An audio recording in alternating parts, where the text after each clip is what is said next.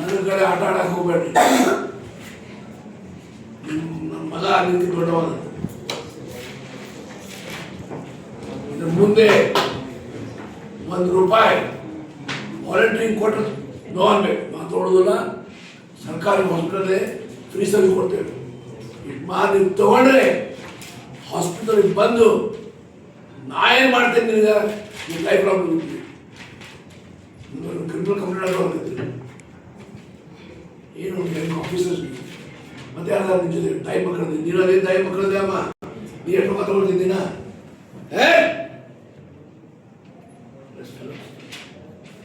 ಯಾರು ಒಂದು ದುಡ್ಡು ಕೇಳುವ ಅಧಿಕಾರಿ ನಿಮಗೆ ಕೊಟ್ಟರು ತಗೊಳ್ಬಾರ್ದು. ಯಾಕೆ ಕೊಡ್ಬೇಕು? ಏನು ಖುಷಿ ಮನೆ ನೀವು ಕೊಡ್ತೀವಿ, ನಿನ್ನ ಮಗ ಅದ, ನೀ ಎಷ್ಟು ಮಕ್ಕಳ ಅದ, ಯಾರು ಖುಷಿ ಕೊಟ್ಟಿದ್ದಿ? ನಿನ್ನ ಮಕ್ಕಳ ಅದ, ಯಾರು ಡಾಕ್ಟರ್ ಮಕ್ಕಳ ಕೊಟ್ಟಿದ್ದೀವಿ ಖುಷಿ? ನಿಮ್ಗೆ ಮದುವೆ ಆಗಿದ್ದೇನಮ್ಮ? ಮದುವೆ ಆಗಿಲ್ಲ? ನಿನ್ನ ಎಷ್ಟು ಮಕ್ಕಳ ಅದ? ಏನು ಖುಷಿ ಕೊಟ್ಟಿದ್ದೀನಮ್ಮ? ಮಗ ಆದಾಗ ನರ್ಸಿಗೆ ಇವು ಇದಾವೆ. ಏನು ಹುಡುಗಾಟ ತಿಳ್ಕೊಟ್ರಿ? ಏನು ಕಾಮೆಂಟ್ ಅಂದ್ರೆ ಏನು ಹೆಂಗೆ ಆಫೀಸರ್ಸ್ ನೀವು ಇಷ್ಟು ಇನ್ನೂ 20 ವರ್ಷ ಸರ್ವಿಸ್ ಅದೇ ಇಷ್ಟು ಕರಪ್ಟ್ ನೀವು ಏನು ಪ್ರೊಸೀಡಿಂಗ್ ಹಾಕಿ. ನನ್ನ ಗಮನ ಬಂದಿದೆ, ತಾಯಿ ಮಕ್ಕಳ ಹಾಸ್ಪಿಟಲ್ನಲ್ಲಿ ಡೆಲಿವರಿ ಆಗುವ ಸಮಯದಲ್ಲಿ ಕೆಲವು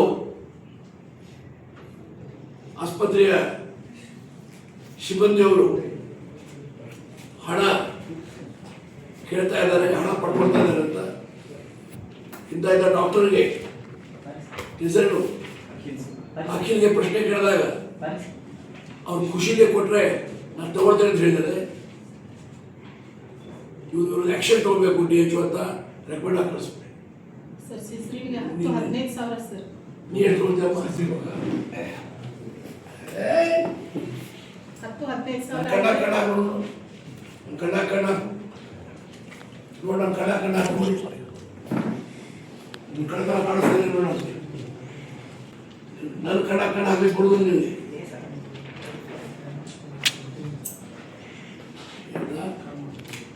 ಎಷ್ಟೆಷ್ಟು ನಂಬಿ ಇವತ್ತು ಮಧ್ಯಾಹ್ನ ನಡೆದಿದ್ದೀನಿ ನಾನು.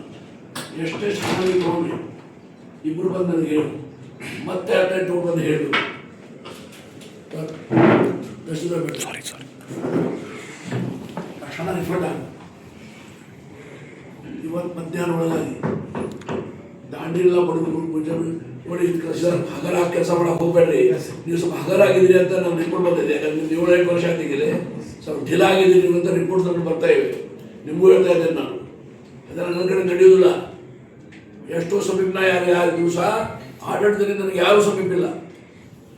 ಏನಿದು ನಿಮ್ಮ ಕಣ್ಣು ಮುಂದೆ ಹಿಂಗೆ ನಡೀತಾ ಇದ್ದಾಗ ಏನು ಕೆಲಸ ಮಾಡ್ತೀರಿ ನೀವು? ಡೆಲಿವರಿಗೆ ಹಣ ಕೇಳ್ತಾರಂತ.